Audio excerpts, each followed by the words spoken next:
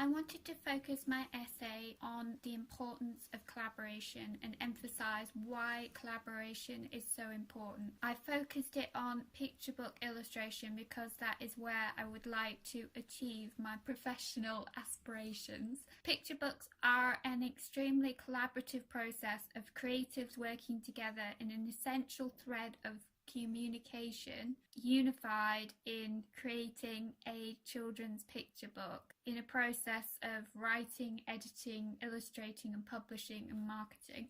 I thought I would illustrate the chain of communication visually in the illustrated frames for the video. I've likened the different processes to creating a children's picture book to a recipe for baking a cake, because it is a methodical process that requires exact measurements of ingredients to create the right consistency of mixture to create the foundations for a cake, and the same for a children's book. Without the methodical approach and threads between creatives, the book will not appeal to an audience and become a published success. In the AOI annual magazine, Tim Bland and Ali Oldfield discuss the importance of collaboration with some well-known British and European illustration collectives. They reflect on the ideas of collaboration. Loxine in Italy collective. Collaboration is necessary to understand your limits. It can help you to grow as a professional, face up to problems in your work. Noose Voos in the UK. Collaboration is compromise, a wonderful thing to learn. It broadens your practice, making you more fruitful and friendly, and accessible pastures without inhibiting exciting approaches, and encourages innovative thinking. Productivity-wise, you can get more done with more people. Push yourself to create better work. Biographicon in Germany collective. Working on your own, you might fall into a pattern of repeating yourself. Working in a collaboration for a long time, you come to understand each other's thinking and share the same wavelengths. And working in a creative collective, you can get smart and sharp criticism.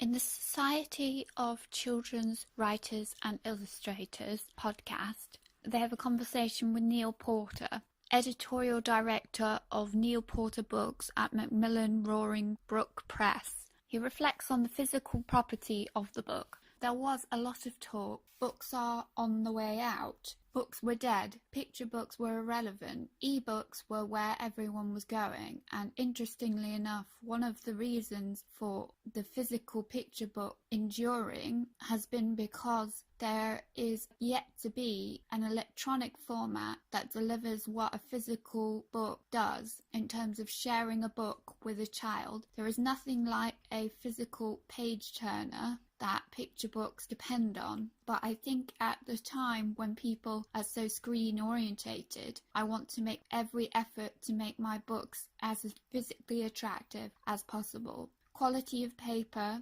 uncoated, that has a tactile quality to it, and it is important for environmental issues to consider the balance of thicker paper means more trees. Is it worth the trees?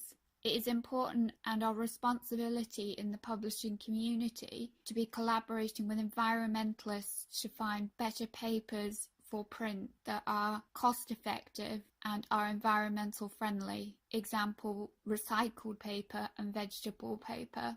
For this assignment, I interviewed children's author Louise Trelevian. She commented on the decline in the number of words used in a children's picture book. I submit a picture book and it'll be like 1,500 words or something like that. Yeah. And no one wants picture books that long anymore. They're going shorter and shorter, and the shorter you can get it, the more, you know, if you get it down to like 400 words or something, you've got so many more markets. So I think, they need to look at what the markets are, what the is as well, because picture books at the moment are getting quite quirky.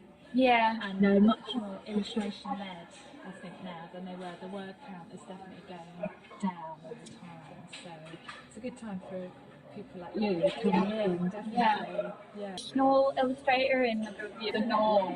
Yeah, and that sort of quirkiness. Yeah. So it's more about the sort of the character of your style rather than it being like really hyper realistic or anything. Yeah. So I think definitely that's the way it's going. I asked Lou what she thought the role of a writer would be in the future. Her final thoughts were that picture books' word count will continue to get smaller and smaller. What do you think the role of a writer will be in the future? Do you think picture books could be completely illustration-led without any text at all? No, I think there will always be a role for the writer, but as paper books become more rare, the importance of illustration and design will increase. When I get something that I'm reasonably happy with, then I'll type it up and then I'll just sort of hide it for a while, bring it out, and then I'll start working on the typed version and then just start doing more and more versions of that. So yeah, it's quite a repetitive thing. Whereas if it's a longer book, the next day, and then that's when they'll start to change their bits. Yeah. For now. Yeah. So I try and get it to an editorial meeting every month. So they say send us stuff in and we'll look at it on this day. So I try and send them something if I can, like every month. I don't always manage it, but it's a good challenge. So I'll be working on something in order to get it in for that time. But the junior fiction's a bit different.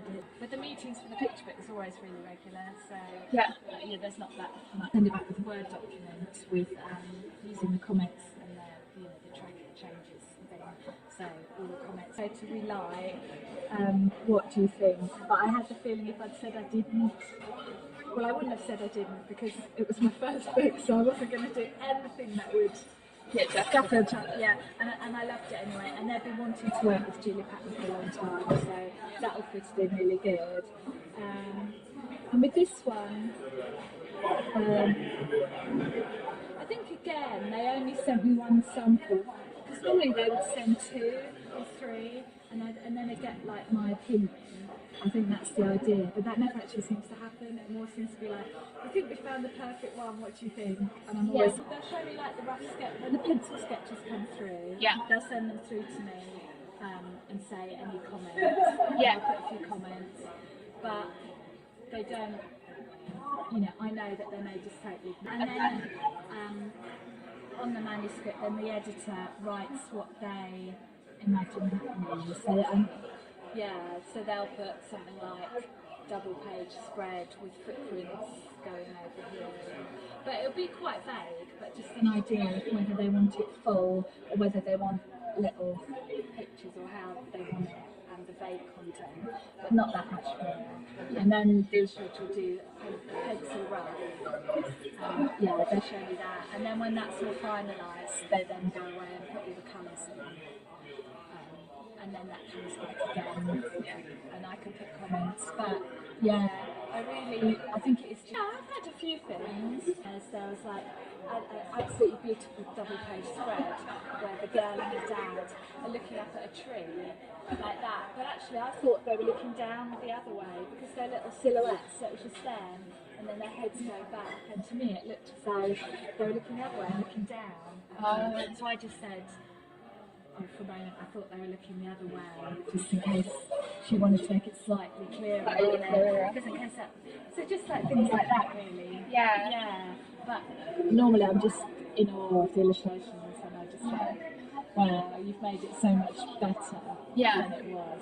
Because you obviously do have an idea in your head of what they're supposed to look like. I really like the fact that I don't see what's going on because it's like a really nice surprise, and I feel it adds a lot more to it because they're able to take what they see in it as well, and then it becomes more than it was. I think if I'd done it, it would be a bit more flat and boring, but they've seen all these things in it that I haven't seen. They've brought their own ideas. Like with Julia added all the extra inventions. In the science fair.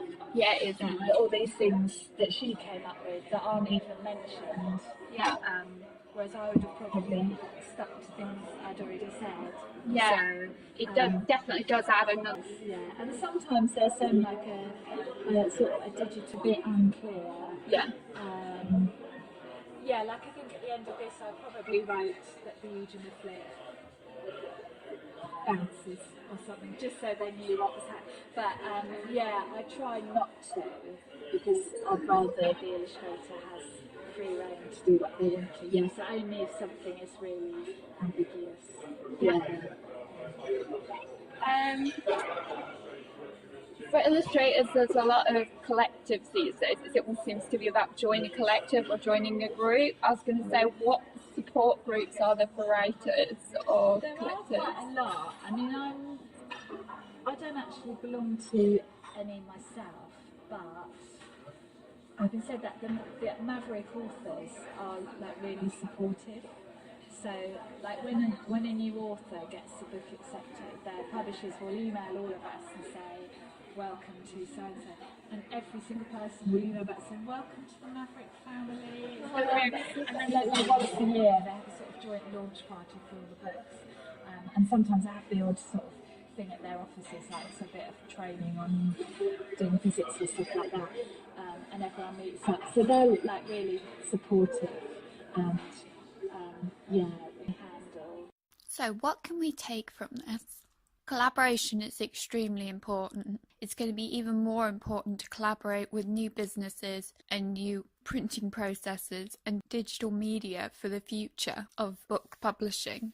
It is no coincidence that one of the runner-ups from this year's 2017 Kate Greenaway Awards was Francesca Sana The Journey, which is made out of recyclable vegetable paper. So maybe publishers are starting to pay attention to the imminent issues facing children's book publishing.